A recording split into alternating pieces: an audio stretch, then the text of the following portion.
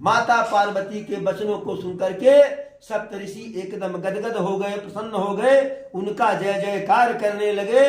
कहे माता आपकी परीक्षा लेने आए थे और अपने मन से नहीं आए थे, स्वयं शंकर जी हमको भेजे थे। आपके शंकर जी के प्रति प्रेम को देख करके हम लोग बहुत प्रसन्न हुए। तुम माया भगवान शिव सकल जगत पितुमार, नाई चरण सिर मुनि चले पुनि पुनि हर सतगार। आप माया हैं और शिव जी भगवान हैं, आप दोनों समस्त जगत के माता पिता हैं। ऐसा कह करके सप्तऋषि माता पार्वती के चरणों में सिर नवा करके प्रणाम करके वहां से चले। सप्तऋषि गए हिमांचल महाराज के यहाँ और माता गिरिजा की सारी करनी का विस्तार से वर्णन किए। शंकर जी उनको भेजे यह भी बताए और कहे जाकर के गिरिजा को, अपनी पुत्री को जाकर के अपने घर लेकर के वापस आइए।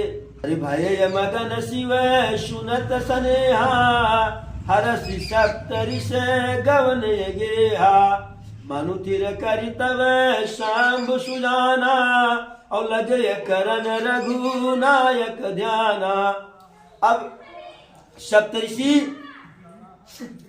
फिर भोले बाबा के पास गए और माता पार्वती की सारी कथा विस्तार से बता डाले।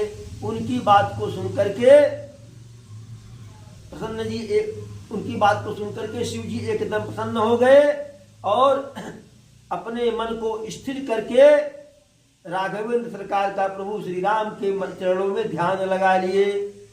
ठीक उसी समय उसी कालखंड में एक तारक नामक असुर पैदा हुआ था, जो बहुत ही बलवान बहुत ही प्रतापी था। तेहि सब लोकपति जीते, और भय देव सुख संपत्ति रीते। उसने सारे लोकों को और लोकपालों को जीत लिया था। सारे देवता सुख और संपत्ति से हाथ धो बैठे थे। वह अजर था, अमर था, किसी से युद्ध में जीता नहीं जा सकता था। सारे देवता नाना प्रकार की लड़ाई करके उससे हार गए। तब सब ब्रह्मा के पास गए।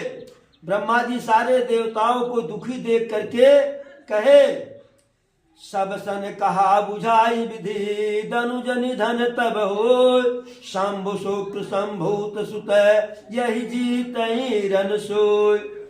कि हे देवतागण, यह जो तारक असुर है इसका वध जो है तभी हो सकता है जब शंकर जी से कोई पुत्र उत्पन्न हो, वही इसको रण में जीत सकता है। अब देवता कहे ऐसी बात आप कह रहे हैं, ऐसा उपाय बता रहे हैं जो संभव ही नहीं है। ब्रह्मा जी कहे क्यों? देवगण कहे कि शंकर जी माता सती को तो पहले औड़ेर करके मरवा दिए, देवी ही नहीं है तो पुत्र कैसे पैदा होगा? तब ब्रह्मा जी कहे उपाय है। अरे मोर कहा सुनी करहु पाई, अहोई है ईश्वर करे सिहाई। कि मैं जैसे कहता हूँ वैसे करो, ईश्वर सहायता करेंगे। जो सती उस समय थी जिन्होंने अपने प्राणों का परित्याग अपने पिता के यज्ञशाला में किया था, वही सती महाराज हिमांचल के यहाँ दूसरे जन्म में प्रकट हुई हैं। और वही पार्वती, उनका नाम पार्वती है, और वही पार्वती भोले बाबा को वर के रूप में प्राप्त करने के लिए तपस्या में लीन है। नाना प्रकार की तपस्या की और इधर शंकर जी सब कुछ त्याग करके समाधि में लीन हो गए हैं। यद्यपि उनको समाधि से उठा पाना, जगा पाना बहुत बड़े असमंजस की बात है। जाकर के आप लोग प्रेरित करके कामदेव को उनके पास भेजिए। कामदेव उनके मन में, शंकर जी के मन में क्षोभ उत्पन्न करेंगे, काम उत्पन्न करेंगे। आप सबके साथ वहां जाएंगे और फिर उनसे निवेदन करके माता पार्वती से विवाह करने के लिए कहेंगे। यही विधि भल ही देवहिति होई, और मत यतिनी कह सब कोई। ब्रह्मा जी कहे कि इसी प्रकार से आप लोगों का हित हो सकता है। सारे देवता कहे तो बहुत बढ़िया बात है, बहुत अच्छी बात है। सारे देवता वही ब्रह्मा जी के पास ही खड़े खड़े कामदेव की स्तुति किए। कामदेव प्रकट हुए। कामदेव जब सारे देवता को मुंह लटकाए हुए कहे कि हमें किस लिए बुलाया गया है। सूरन कहिए निज विपत्ति सब सुनि मन कीन विचार, शंभु विरोधन कुशल मोहि बिहसी कहु असमार।